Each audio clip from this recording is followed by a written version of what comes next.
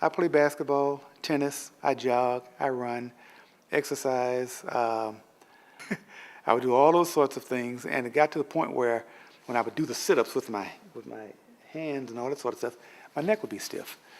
And I couldn't do as much as what I used to do because I'm used to being so active. And it was affecting it. And then eventually it affected me psychologically because I felt like I couldn't do certain things, and all I wanted to do was just go and just lie down.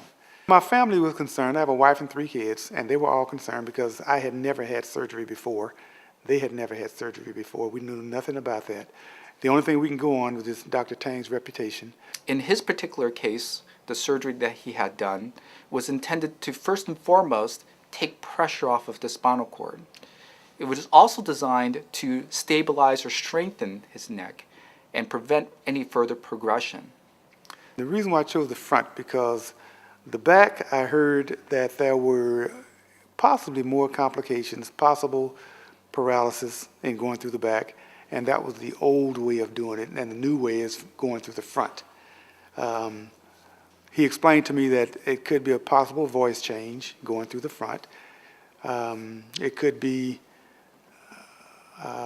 hoarseness in my voice after the surgery. He explained all of that to me, and I understood, of which I had none of that. You know, once it was over, and I was back to speaking my normal voice and everything. The surgery is done by a cut across the neck, which oftentimes alarms people because oftentimes this is what we think of as a way to kill somebody. But the reality is, although there are big blood vessels in the way, they're moved aside, and there is very little danger of significant bleeding during this kind of surgery. And in fact, because there isn't a lot of muscle in the front of the neck, the surgery is less painful than other surgeries on the spine.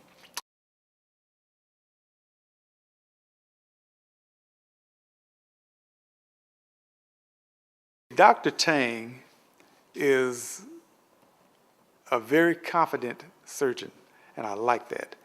And Dr. Tang, I would say, in my experience with him, on a level of from 1 to 10, with 10 being the best, Dr. Tang is no less than a 15.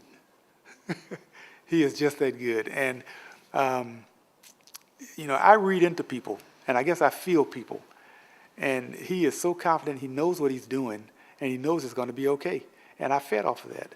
And everybody fed off of that. And it turned out just, you know, just perfect. He's very knowledgeable. And the part I like about it is that he was very accessible. I could talk to him anytime. I can call him on the phone, he would get back and talk to me. You know, and all of that is very, very comforting when you're getting ready to go through surgery. You know, I wish I could take credit for the resiliency of people like Mr. Robinson. But the reality is that Mr. Robinson is just one of these individuals who's a very stout individual.